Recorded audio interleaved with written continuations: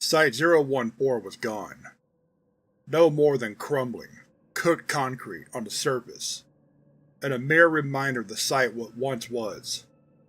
Its smoldering ashes caking the desert sands in a fine line of dust and death. Not even the stench of decay remained, as the cleansing radiation washed over the surrounding area, wiping the slate clean of any living presence. A scattered few were fortunate enough to be on the outskirts of the site or within specialized bunkers. But dead men don't speak, so eyewitness accounts of the events have varied greatly, to say the least.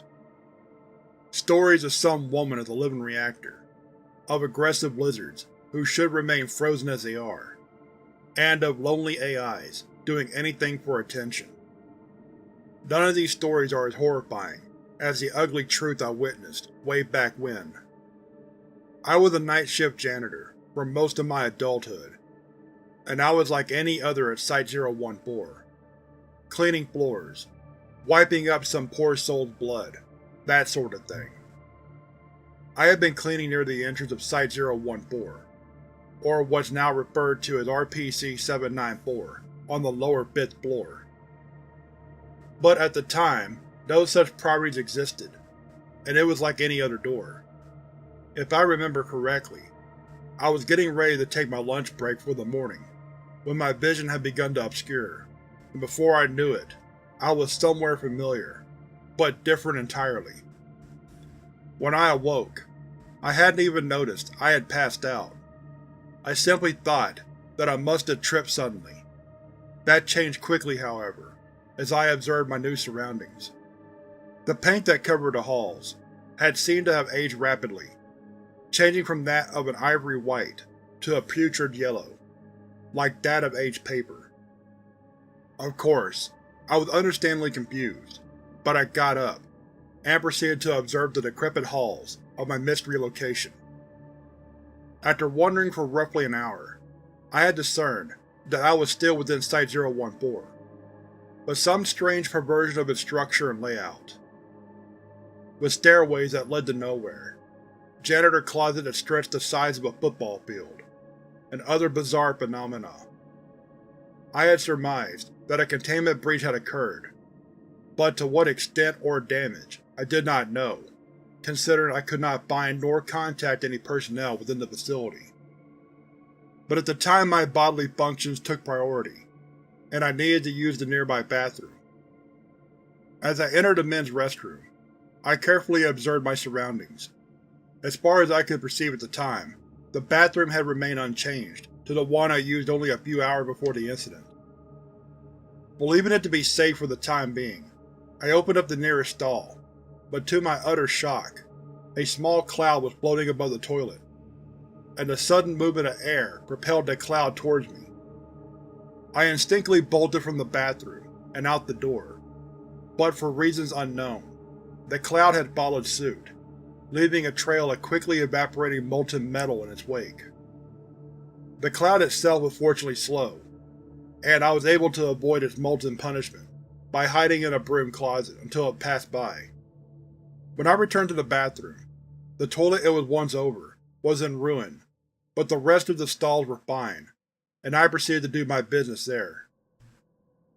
After looking for and discovering the now city block-sized cafeteria, I opened the cafeteria doors to discover what could only be described as a large crowd of concrete humanoid statues, dust shaking off of them as I aimlessly wandered the massive cafeteria. I had made the unfortunate mistake of making direct eye contact with one of the randomly scattered masses. Their speed bodies astonished me, as all the nearby masses quickly snapped their heads to look at me, with their definitionless faces. I was right to try and exit from the premise as quick as I could, as their solid stone bodies swiftly gave chase. Fortunately, I had kept my mop on me as a rudimentary weapon, so I used the handle to bar the cafeteria doors closed, which I assumed would simply buy me a head start to run away. But this lack of direct eye contact seemed to quell the creature's aggression near instantly. Some time had passed, roughly an hour or two at most, as I paced around nearby a supply closet. My urges of hunger and self-preservation clashing within the vestiges of my mind. In the supply closet lay nothing but some cleaning supplies, a few pencils, and a long piece of cloth. I had decided to grab the cloth and use as a makeshift blanket in the event I tried to sleep within this dimension. I held the cloth up to measure how long it really was, and observed that the cloth had blocked the fluorescent light from reaching my eyes completely, obscuring my vision somewhat while standing in the cramped closet. The obscuring of my vision gave me the excellent idea of using said suitably sized cloth, and covering myself with it, as a child would, hiding from the fabrication of their imagination at night. This albeit childish idea was exemplary on my part, as this allowed me to easily abuse the behavioral patterns of the creatures.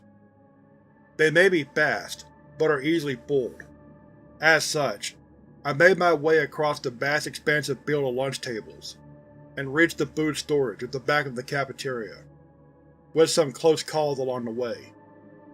My overconfidence with outsmarting RPC 974-4, coupled with my overall inexperience with this land's RPCs compared to their normal variant in my home dimension, led to me making the unfortunate mistake of getting careless and not checking the back of the cafeteria before I entered. I had reached the end of the cafeteria and swung open the door, only to be greeted by a mouthful of hallucinogenic gas.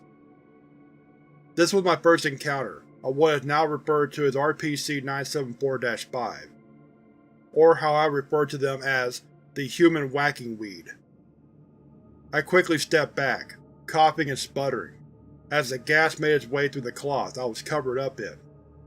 I wanted to risk taking it off for air, but knew I couldn't for the risk of the concrete men becoming enraged.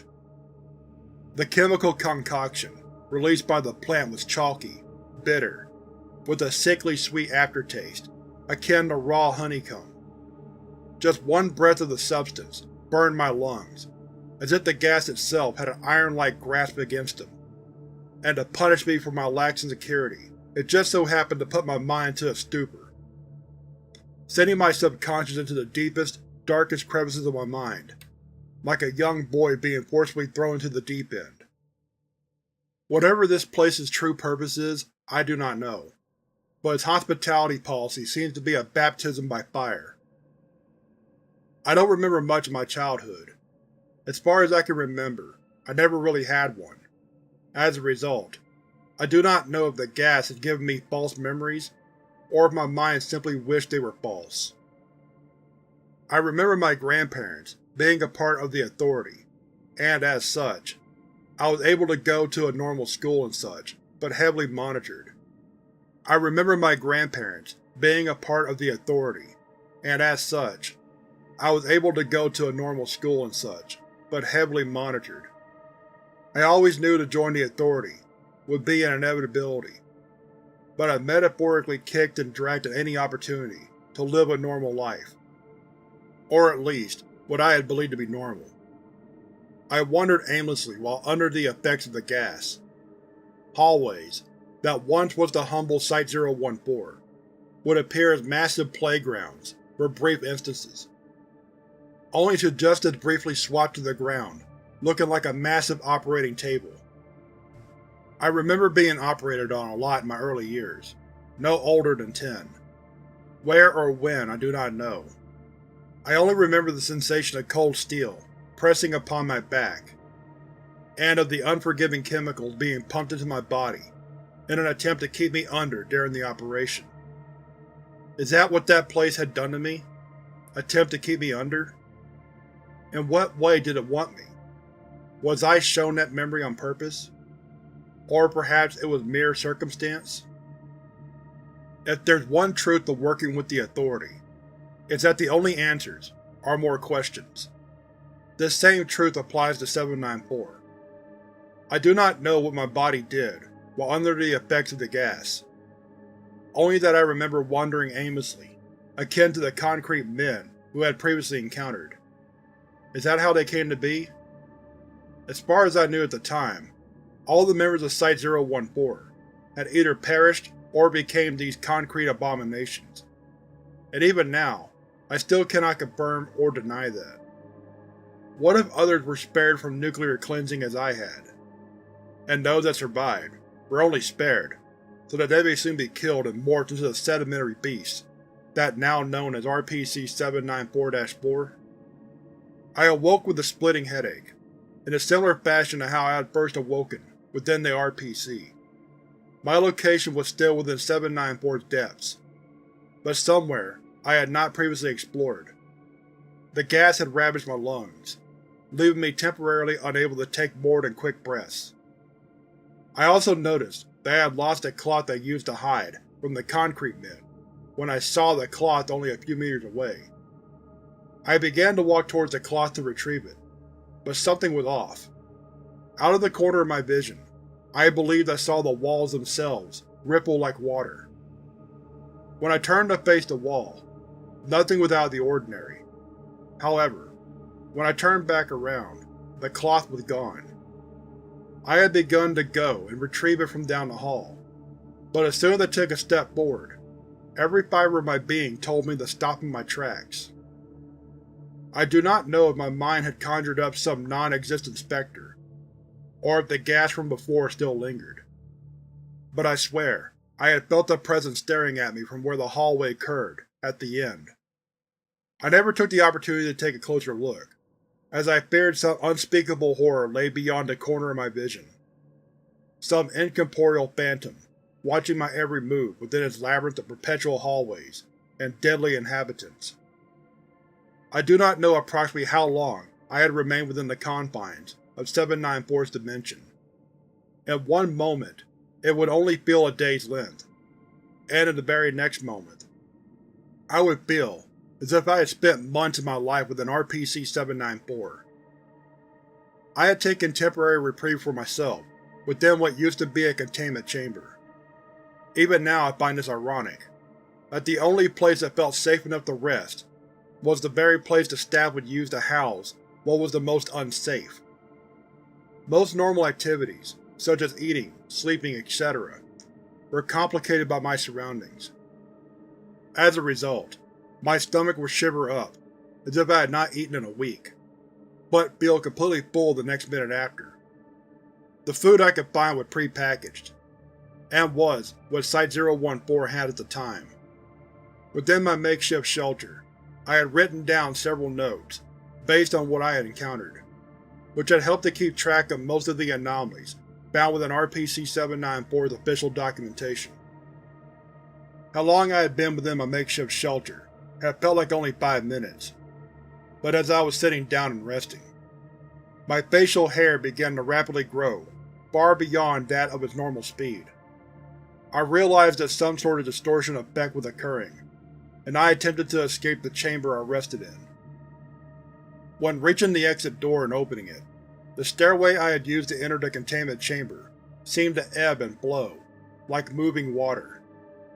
I could almost swear that upon touching the stairway rail, that I could feel a heartbeat within it. Despite exiting the chamber, my hair and nails had been growing at the same rate as they had before. I regret to say that I had violated site rules and slid down the stairway using its railing, only to slide down far longer than the original climb up took. Eventually, I reached the exit of the stairway, only to be met with the most curious of sights: my handwriting. Written on the exit door of the 6th floor stairway was a message written in my handwriting, albeit a more professional version. The message read, "The fire is your door."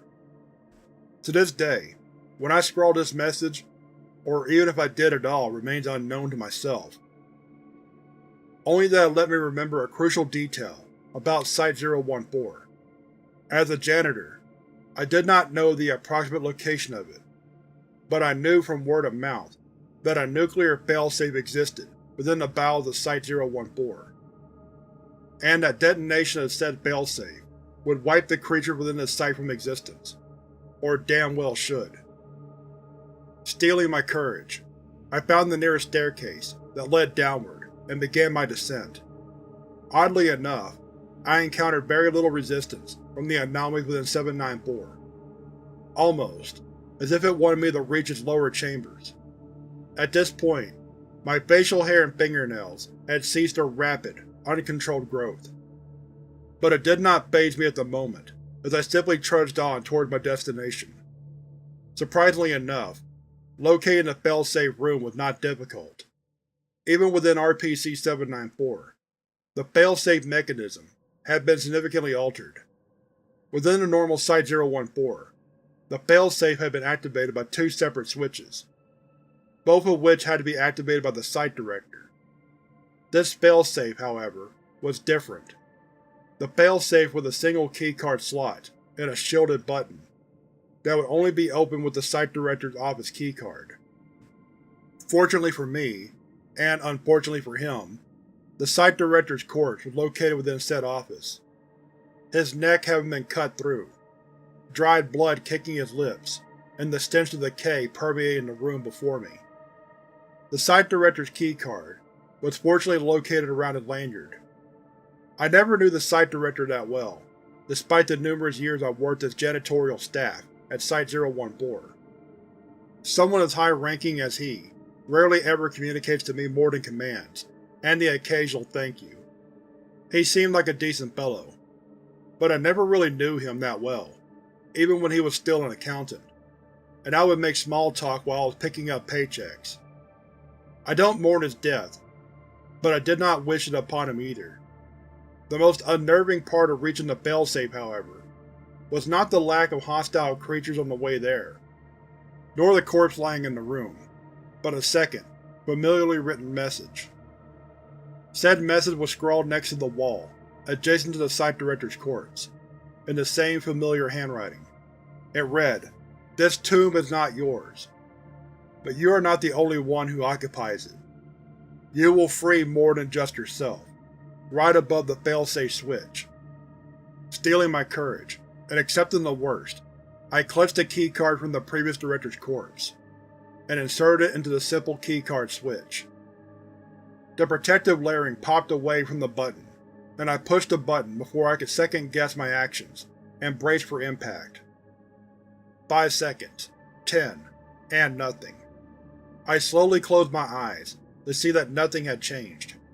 Relieved, I gazed at the message again, and surmised that freeing myself was to be taken literally, which means I had a chance at finally leaving this hellish, perverted facility.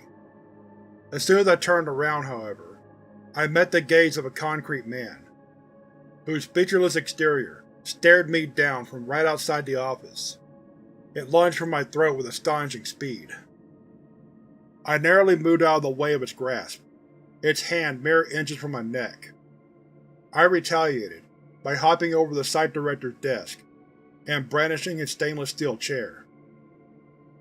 The creature lunged for me once more, and with both fear and bravado, I swung the chair in an upward motion. The chair connected, and left nothing more than a crumbling stub where the creature's right arm once was. Turns out that even Site Directors were given cheap chairs, as the chair was made of a cheap aluminum the entire time, and as a result became dented and too clunky to use as a weapon. Panicking, I quickly ducked under the desk and away from its current field of view. Pausing briefly, I was shocked to see as the creature bent over the desk, and its excuse for a face gaze met my own. Quickly thinking, I heaved my body as best as I could, using the creature's awkward positioning over the desk to my advantage. I hoisted upward, sending the desk, as well as the granite creation, tumbling towards the ground.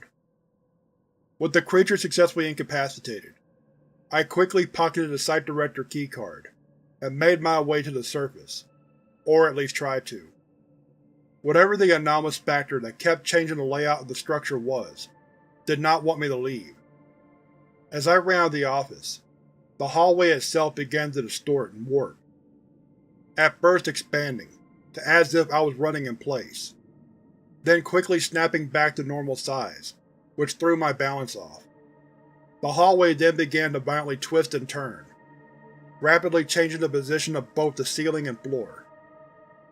After many hits to the head and many expletives said, I was able to make my way out of the hall and back the way I came. However now, with much more difficulty. It seems every anomaly knew of my location, and wanted a piece of me after activating the failsafe. Multiple metallic rain clouds headed down the hallway I was proceeding towards, their raindrops sizzle, echoing across the hostile hallway.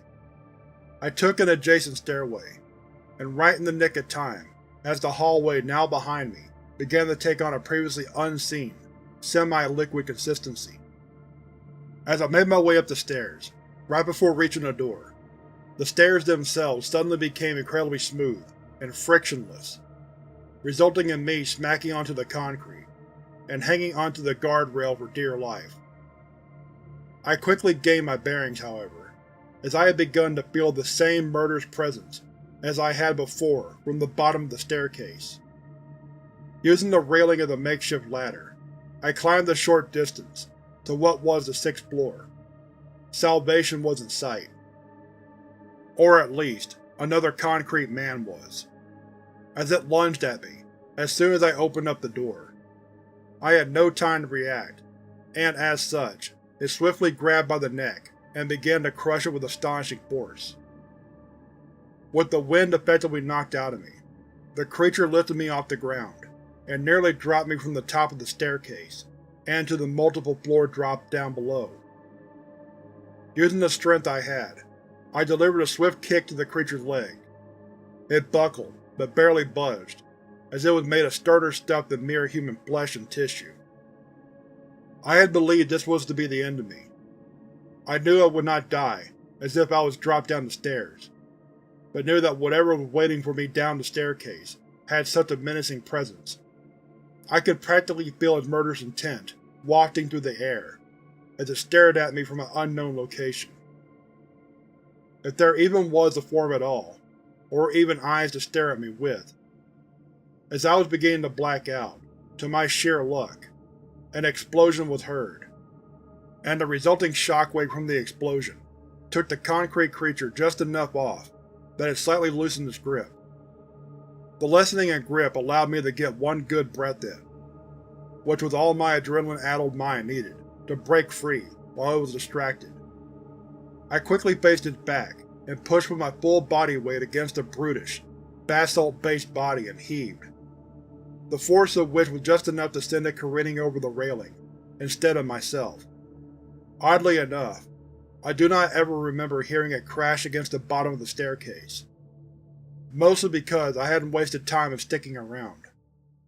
I would later learn that the explosion that saved my life was the result of Project Paradise, an attempt by the Authority to destroy, or at least prevent the source of this labyrinth I was attempting to escape. Fortunately, in all my weeks, days, or months spent within RPC 794, I never became close enough to get into contact with the primary source of the pocket dimension. The explosion somehow seemed to re-stabilize the once unstable and ever-changing layout of the facility, which greatly aided in my escape. But one last obstacle blocked my path on the final stretch. On the 5th floor, in the only available hallway towards the exit, were the roots of RPC 794-5, the same plant-based entity that nearly made me meet my doom previously.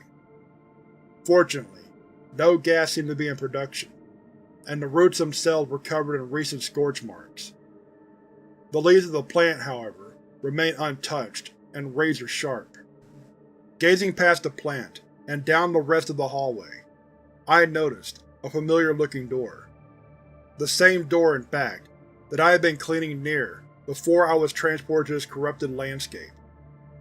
My mind pieced together that if the door was what brought me here, it was my ticket to freedom. The message had been correct. Fire truly was my door. If the instance of RPC 794-5 had it been already semi-burnt, there was no chance of me crossing the plant's range and making it to the other side unaffected by its gas.